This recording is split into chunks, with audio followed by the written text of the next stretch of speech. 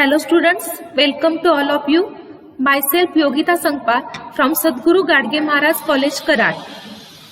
We started the topic halogen derivatives, and in that we completed up to the optical isomerism in halogen derivatives, and we started the nucleophilic substitution reactions of the halogen derivatives.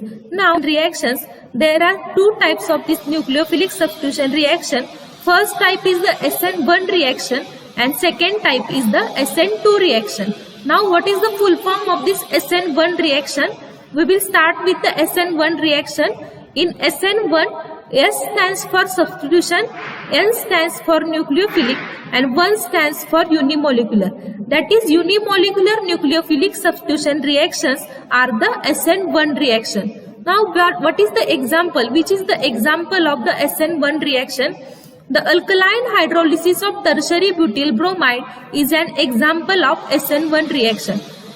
Alkaline hydrolysis of tertiary butyl bromide is an example of SN1 reaction. Now in this tertiary butyl bromide reacts with sodium hydroxide or potassium hydroxide. In that OH minus is a base, and this base, that is nucleophile, reacts with the tertiary butyl bromide, and you know that in the nucleophilic substitution reaction there is a replacement of this nucleophile takes place. So here is the formation of the tertiary butyl alcohol takes place and bromide ion separate out in this reaction. So this is the example of the SN1 reaction.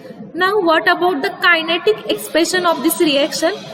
The rate of this reaction depends upon concentration of tertiary butyl bromide only, and it does not depend upon the concentration of nucleophile. Hence it is unimolecular and first order reaction. Now why the SN1 reaction is called as the SN1, that is unimolecular?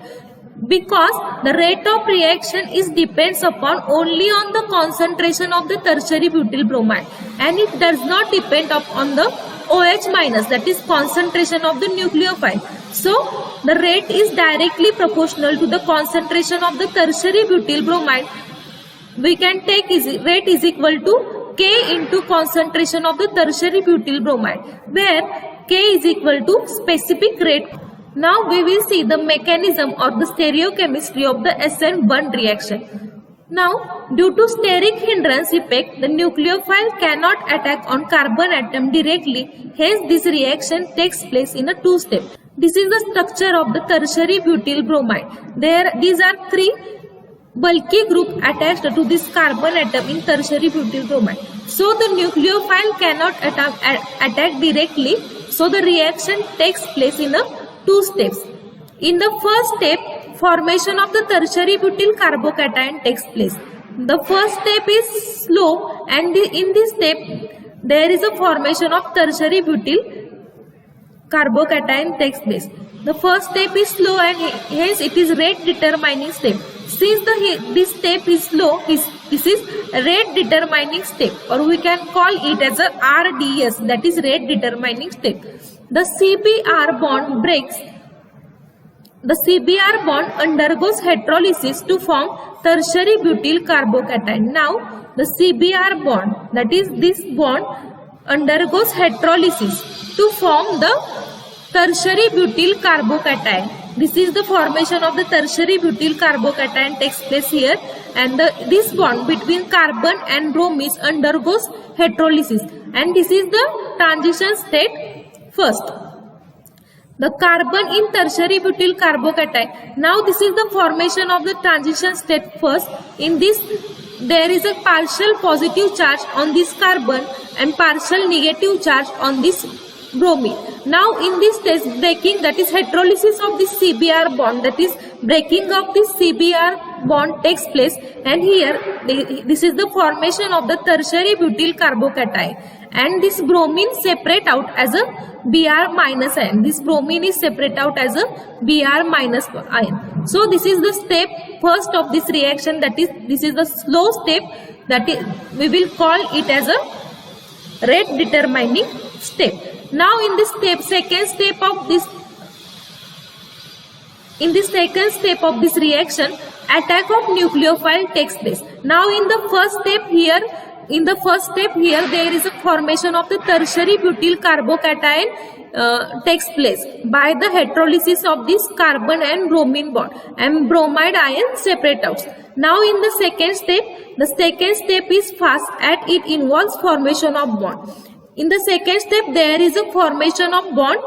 The nucleophile attacks carbocation either from front side or from back side with nearly same probability.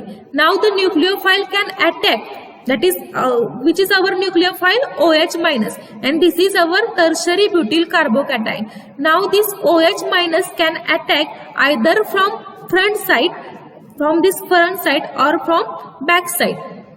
The probability for attacking from front side or back side is same. The product obtained in this case due to attack from either side are strained as starting compound is optically inactive. Now we have this tertiary butyl carbocation, and this is optically inactive because these three same groups are attached to this carbon, so this is optically inactive. And so when the nucleophile attacks from back side or from front side, there is the formation of the same product because this compound is optically inactive. But when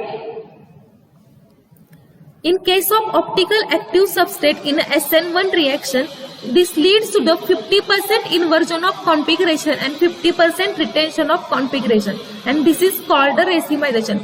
When the nucleophile attack from front side or back side, this is a transition state.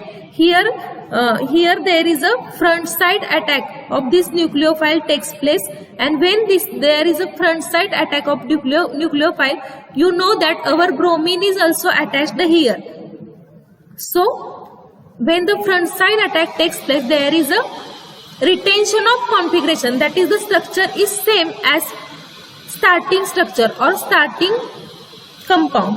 So this is known as the retention of configuration. When there is a front side attack, we will call it as a retention of configuration. And when this OH minus attacks from the back side, there is an inversion of configuration takes place. That is, the product obtained is inverse to the configuration of the starting reagent or starting compound.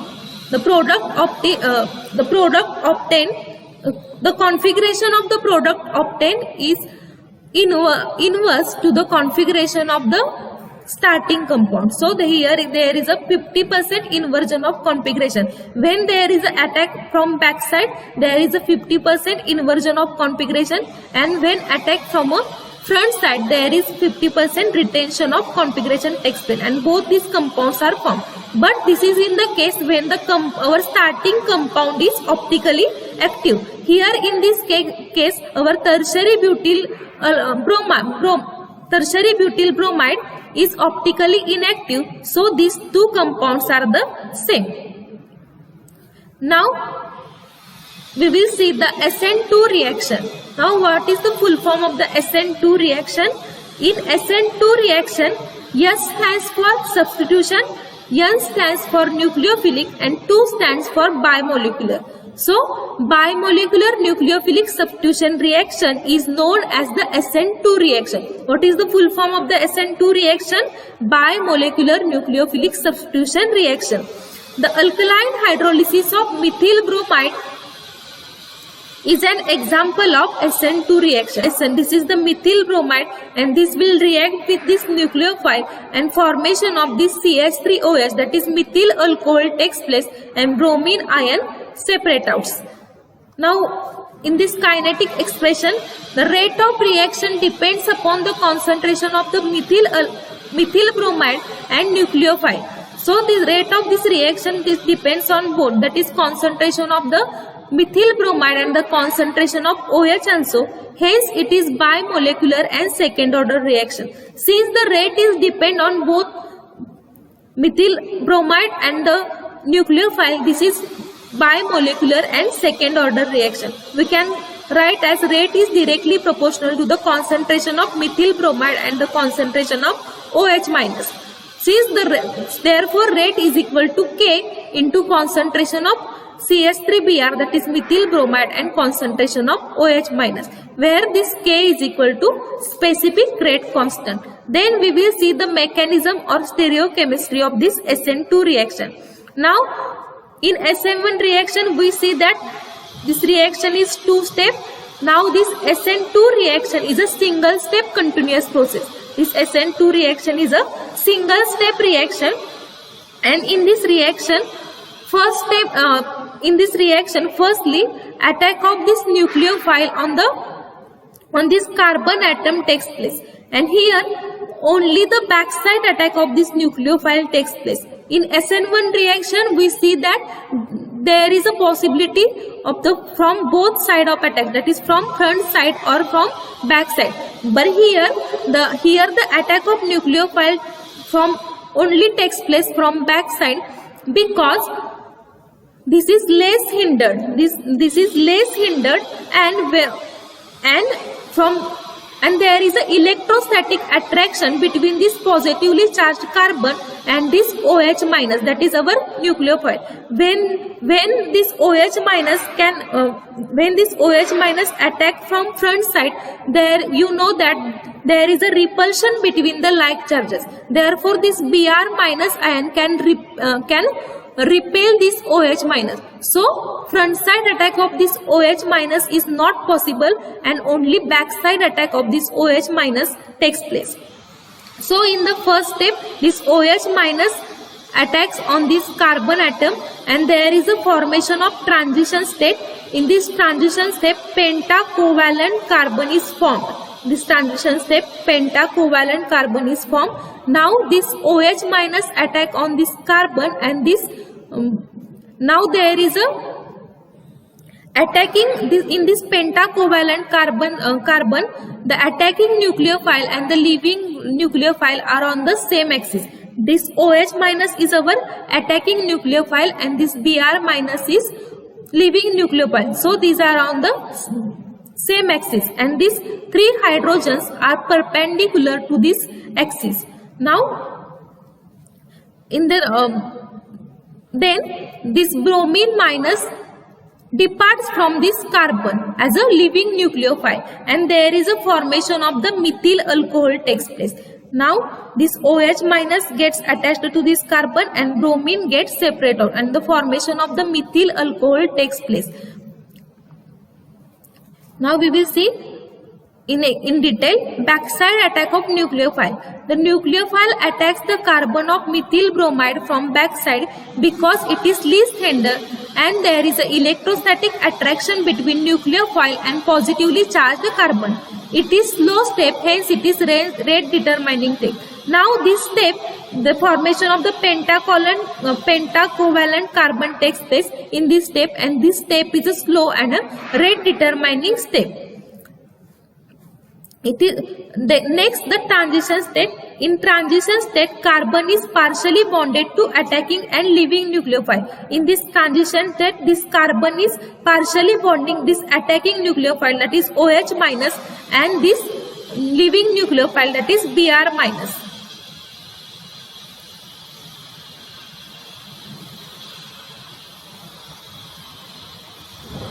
The three hydrogen atoms lie in the plane perpendicular to the axis OH-CpR. Now this is the axis, and the three hydrogen atoms lie in this plane perpendicular to that axis, and SCH bond angle is 120 degree. Now in these three hydrogen atoms are in the plane perpendicular to this OH, C and Br of this axis, and the bond angle between this HC and H is 120 degree. Here also HCH bond angle is 120 degree.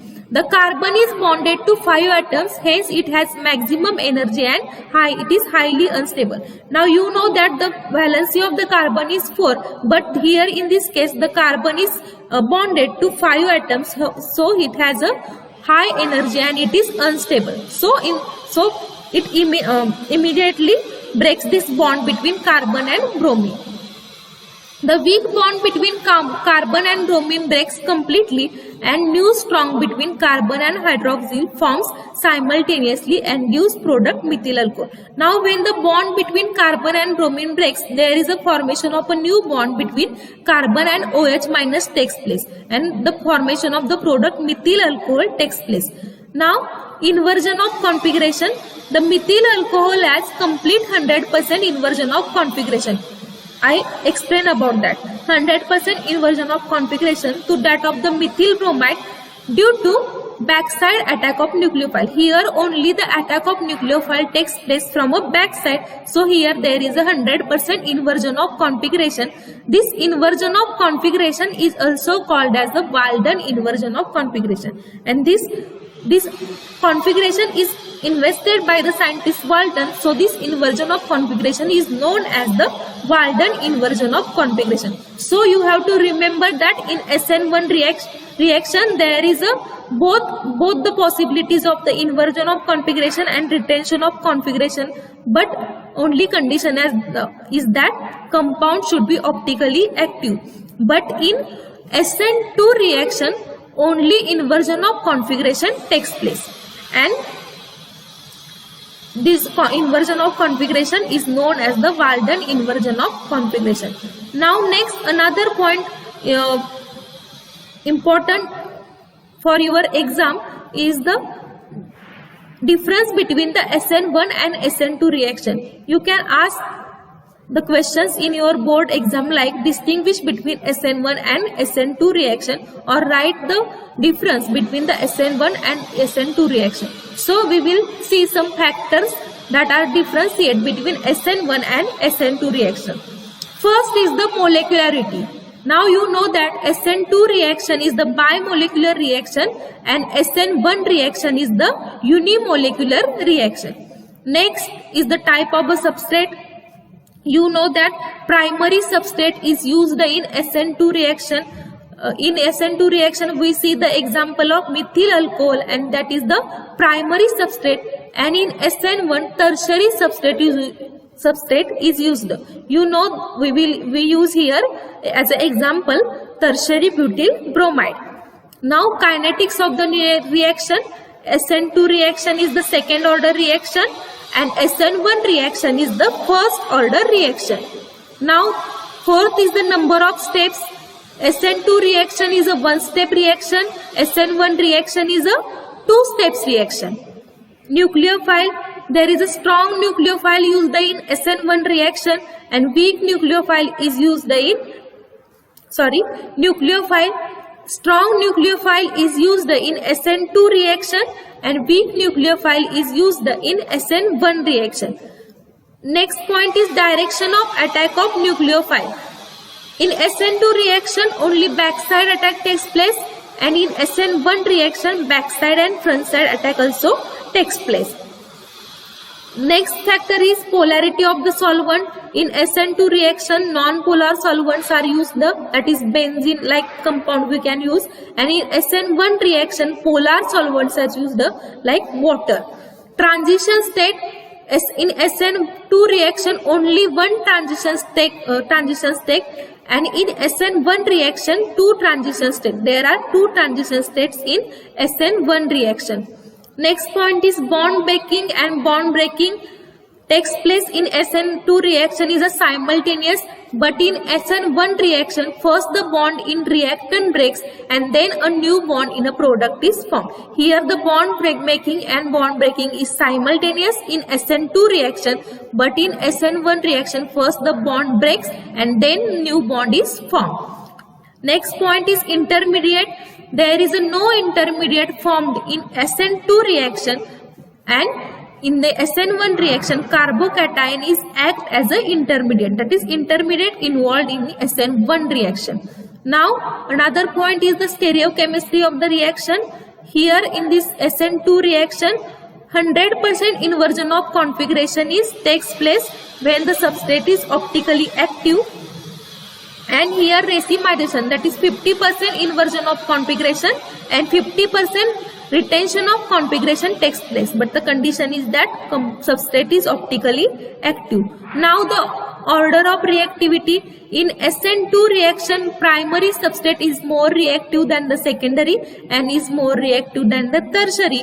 But in SN1 reaction, tertiary is more reactive than secondary and is more reactive than primary. So this is about the difference between the SN2 and SN1 reaction. Now in this lecture we see the two types of the substitution nucleophilic substitution reactions, that is SN1 and SN2 reaction. We seen about the kinetics of this reaction and the stereochemistry and the mechanism of this reaction. So this is about the SN1 and SN2 reaction. In the next lecture we will start the next type of the reaction. So this is for today. Thank you.